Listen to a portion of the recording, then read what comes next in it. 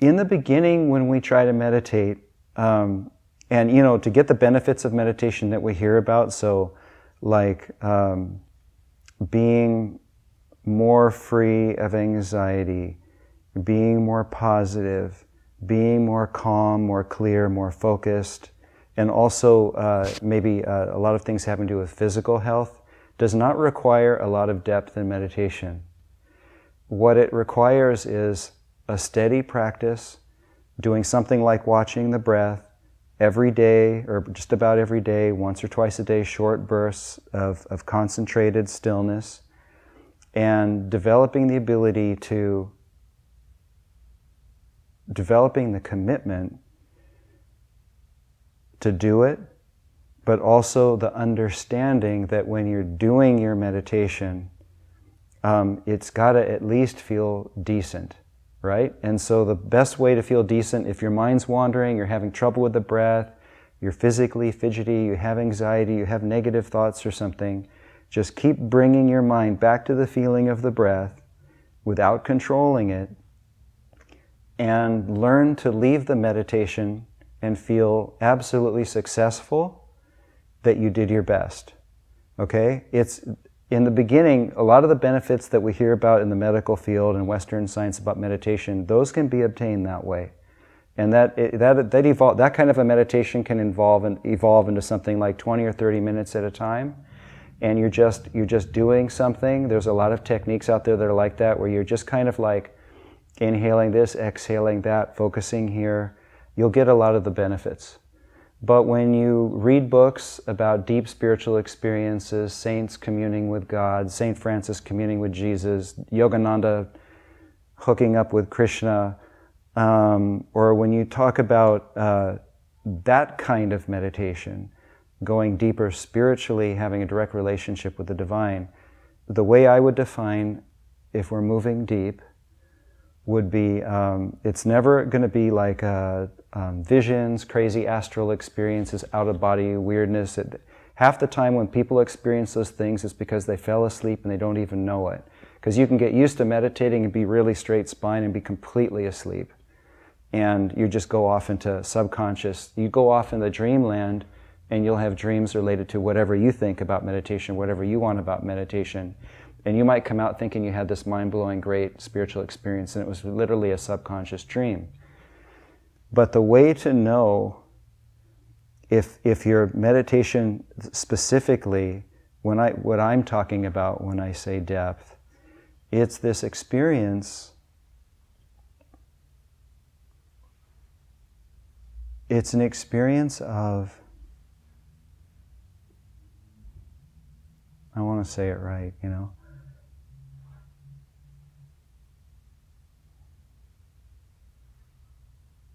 It's an experience of freedom.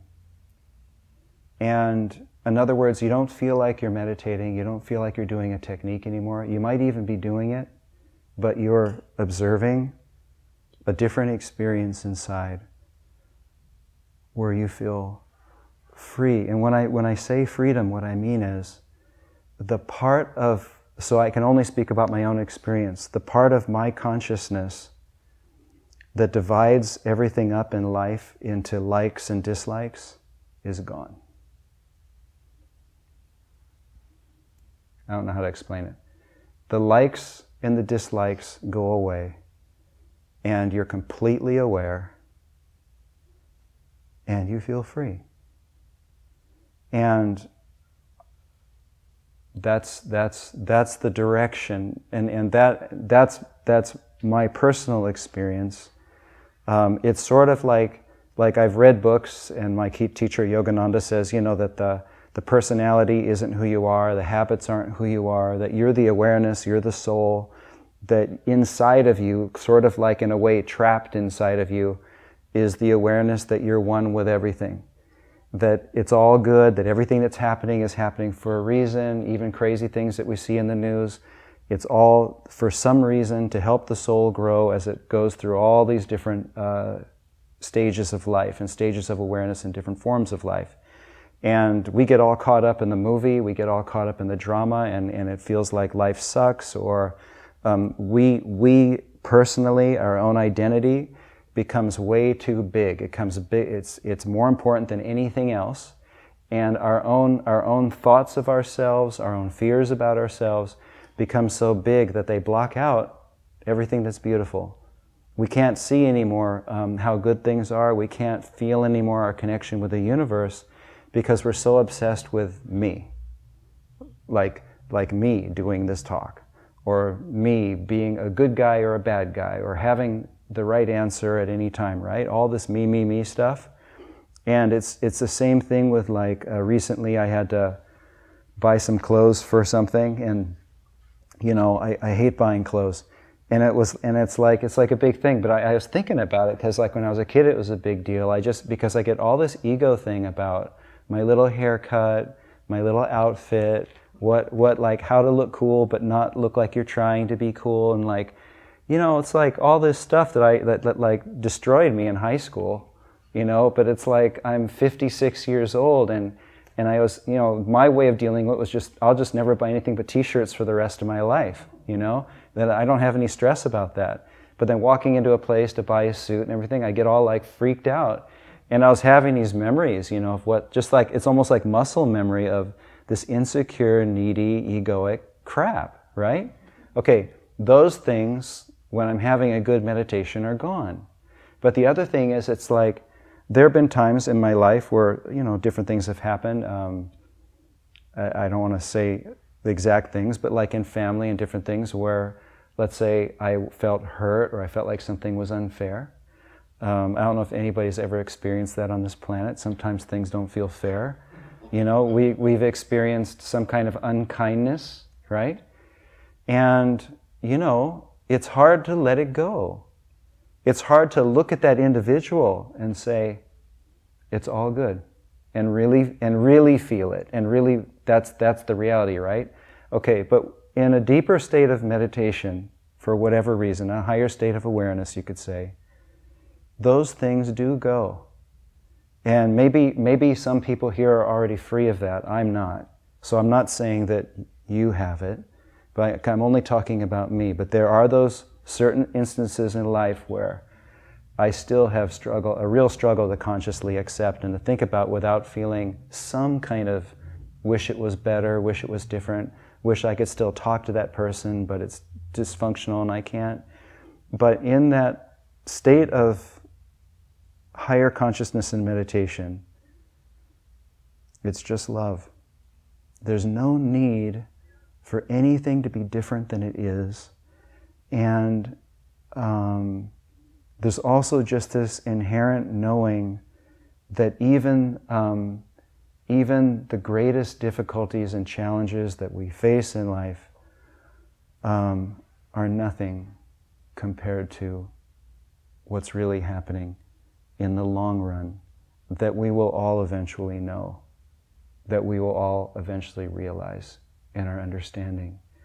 And so I had a little topic tonight, and it's discrimination. But I wanted to start with that because I think everybody has to have their way of having that understanding personally, your own personal experience of clarity. Because once I had that experience, then it became my life goal was to live in respect of what I knew. Even though you come down from that experience, and then you look at those same people and you're like, you can go right back to the way you were, but I still remember that there was a place where I could be where it was all okay. And so I choose to validate that memory and choose to try to live in that awareness, right? Because I do not have that experience in every meditation. And so when you're talking about discrimination, a lot of times we use discrimination, that word in our language could be all about separating, right? There's a lot of bad connotations with discrimination, right? And so we're thinking anti-discrimination, we want to include everybody, which is great. We're moving forward, that's wonderful. But spiritually speaking, that's not at all the way I think about that word. For me, my goal, I'm not always doing this, but my goal would be to use my discrimination, use my understanding, my experience, my know-how to make better choices in my life,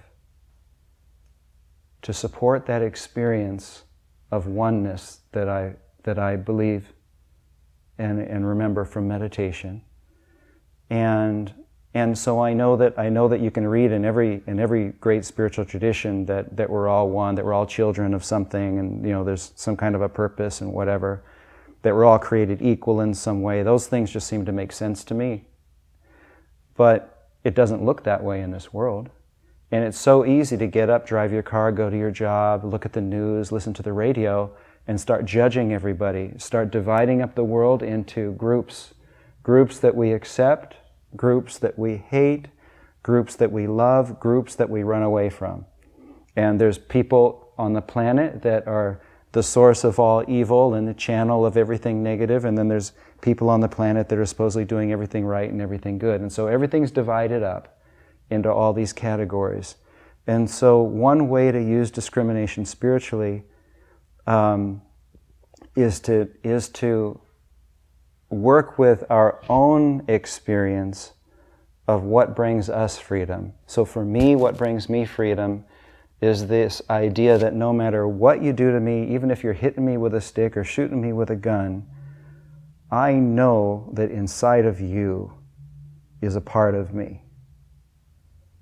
That's my affirmation. That's where I want to be. But that might not be where you want to be. So I'm not here to preach, right? But for each one of us, what is it?